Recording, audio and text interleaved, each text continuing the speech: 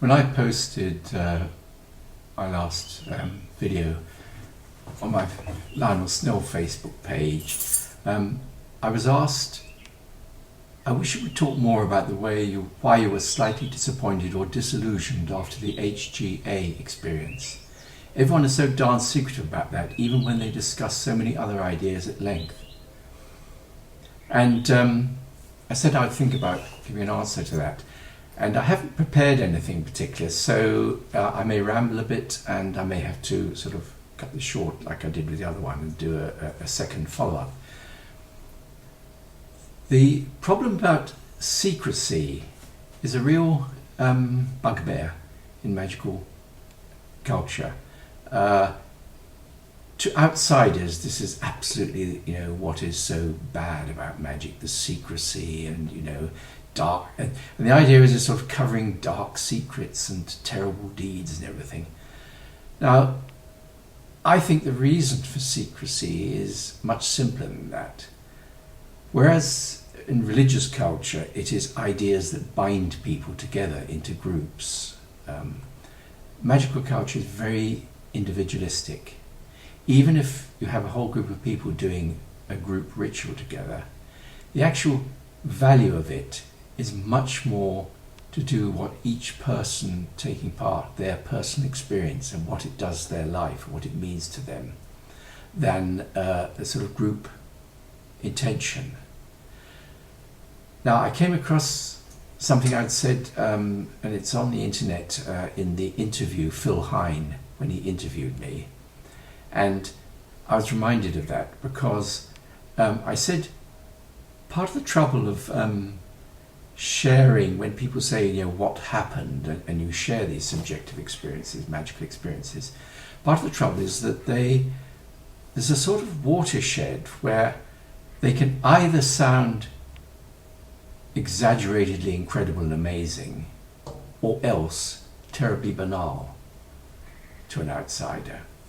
And the sort of example, most obvious example to me is, the sort of New Age path working, where you close your eyes, a group of people, and someone leads you into an experience. You're walking through a wood, down a path, so and so and so. And then when people describe it afterwards, and they say things like, suddenly I came across a cottage, and there was this old woman who opened the door and welcomed me in, and there was a fireplace and that. Now, to someone who's never done it, you think, wow, that's incredible, There you are sitting in a suburban sitting room and, in this amazing experience, and suddenly you're in a cottage. Now, most people who've done that know that it isn't like that. Unless you happen to have a brilliant visualizing ability, you aren't sort of plunged into this other world. You actually have to work at it a bit. And I was rather impressed. There was a movie, something like the Something Rather Within, around about 2000, when occult movies really began to look as though people knew what they were talking about. They'd experienced this stuff. And in it, there was a scene of someone being hypnotized, like a path working, close your eyes. You are seated in a cinema.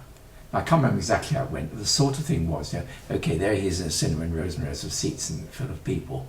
And the man says, you are alone, there's no one there. And so the people sort of vanished.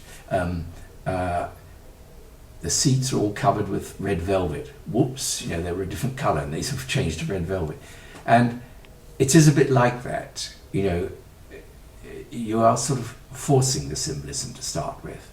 And that actually is a bit of an aside. That's why when I do a path working, I try to get people into a common scene early on, I won't say you're walking through a forest and then later say you pick up a pine cone, because many people have pictured a deciduous forest. So I would tend to begin by saying you're walking through the dark gloom of a pine forest, and you can feel the needles, the soft carpet of needles under your feet, and smell the resiny smell, to get people as much as possible into a common scene before I lead them on, so there isn't too much of that changing. Anyway, that's an aside. So you say someone describing their experience after a New Age workshop of, they came across this goddess and gave me a chalice and something, sounds absolutely incredible. But the reality is much more ephemeral and daydreamy than that. But the point is that the value of it is actually the things, the surprising things that happen, the gifts which you haven't made up in your mind, the things that happen. That is the value of it. But to an outsider, that sounds awfully banal. I either think it's incredible or else they think it's really stupid. Whereas, of course, the truth is in between. That could be a very important experience for you. It could be something that teaches you things. And so, in not wanting to tell people a great deal about the Abramelin operation, it's because unless I really know them and really they come into my subjective world, and I could say things about it that made it sound absolutely astonishing, some of the weird things that happened. And yet the real value of it was a lot of what was incredibly mundane. About the time I was preparing, the book came out, The Sacred Magician by William Bloom, but he used Chevalier, he called himself. And it was very sort of new agey, sort of date so-and-so, oh, what a miserable worm I am, I crawl and I haven't managed to get up on time, thing. And of course, I was a Thelemite, so, I thought it was pretty scornful about that, the miserable worm stuff and everything. But when you're several months into the thing and you find you are struggling just to get up in the morning at the right time and just to do something simple, regular, you do feel pretty, I was asked, was I slightly disappointed or disillusioned? Now, in a positive sense, you could say the whole thing was 6 months of disillusionment, in the sense of a sort of stripping away of layers of me. Here was I, already considered to be an expert magician, and about a month in I realised, there was something in me that did hope that I would sort of meet an angel that would make me rich and I could get a Van Veen motorcycle. Those sort of thoughts were there. Oh my God, don't let anyone know, that sort of thing. So you're stripping away yourself layer by layer. It is a disillusioning process. On the other hand, I can honestly say it was the most significant and amazing year of my life for what it meant to me. People usually sort of cut to the end and say, well, did it work? And in a sense it didn't. When the 6 months was up and that last week, I waited and I didn't have a wonderful vision of a angel with a shining sword or whatever. I didn't see spirits appearing on my doorstep and leaving their footprints in the sand. So, was I disappointed? Well, the thing was, I had a very strong sense of significance at that time. If you take the expression, the knowledge and conversation of the Holy Guardian Angel, I felt that I had the knowledge but not the conversation. There was something there. Now, above all, I had a sense that it hadn't gone on long enough. I would need to continue it. So actually I kept up, in a smaller way, the meditations for quite a while afterward. I didn't just stop like that. Now, it's interesting to me that, of course, in more recent years, a new edition of Abramelin has come out, which says that actually that was a shortened version. It should have gone on for 18 months. And that was interesting to me because I really felt I needed to go on longer. Now, what actually happened was I went back into, I wouldn't call it normal life, because my life was quite turned upside down, and the person who had suggested I did this bore my child at the time. It was a life-changing period. But what happened is that over 7 years, in not too sort of neat and cut and dried way, but in many small ways, things were happening to me which were very analogous to what should have happened over those 7 days.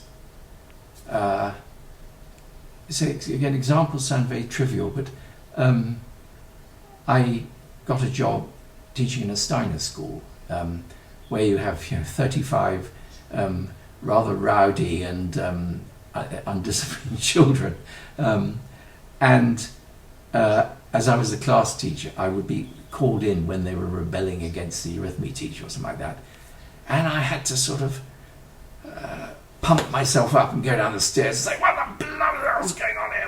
That sort of thing, and they all suddenly jump to attention and behave themselves, and it was so like that description of when the wicked spirits come and you have to sort of thump with your wand to quiet them and everything. It just sort of hit me. Oh my God, I'm having to learn that lesson because disciplinarian I was not. I was having to learn to go through the motions. Sort of things like that. It was suddenly, after many years of never finding the job I wanted, I got a good job in a lovely town, Winchester.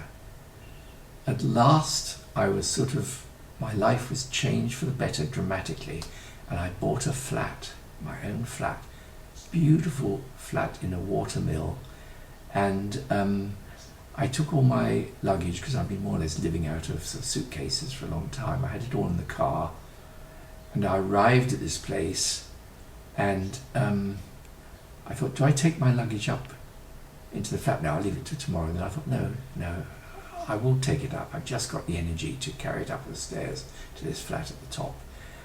And as one of the bits of luggage was my Abramelin altar with the contents still in it, which had just been lying, on a shelf for years. As I took it up the stairs, I just felt my scalp tingling, my sort of hair standing on end. It was really creepy. And I realized it was 7 years to the day that I had completed the operation.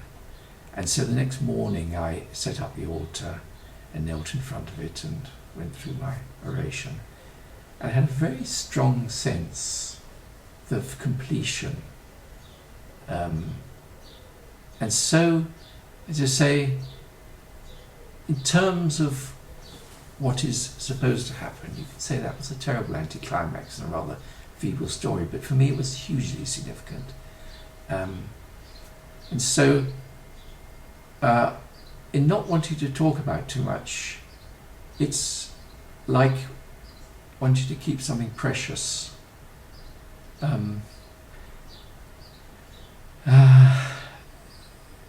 If you take an interest in magic, quite small things can happen that are very, very meaningful. And the trouble is, in our society, there are people who are missionaries, desperate to rescue you from magic. Either they're religious people and so they want to rescue you from the evil of magic, or they're scientific people who want to rescue you from the madness and stupidity of magic. And they will rush to it's so important to them to explain it away or tell you to pray instead or something like that. They will do all they can to sort of deconstruct and break down what can actually be a very important inner experience that you've had, real education in life. So, there's much more I could say about this, but I think I'm really addressing what Nate Snyder asked when he said why you were slightly disappointed, disillusioned, to say I wasn't disappointed, and say disillusioned, the two meanings, in a sense the whole thing was disillusionment, but it was a very positive disillusionment.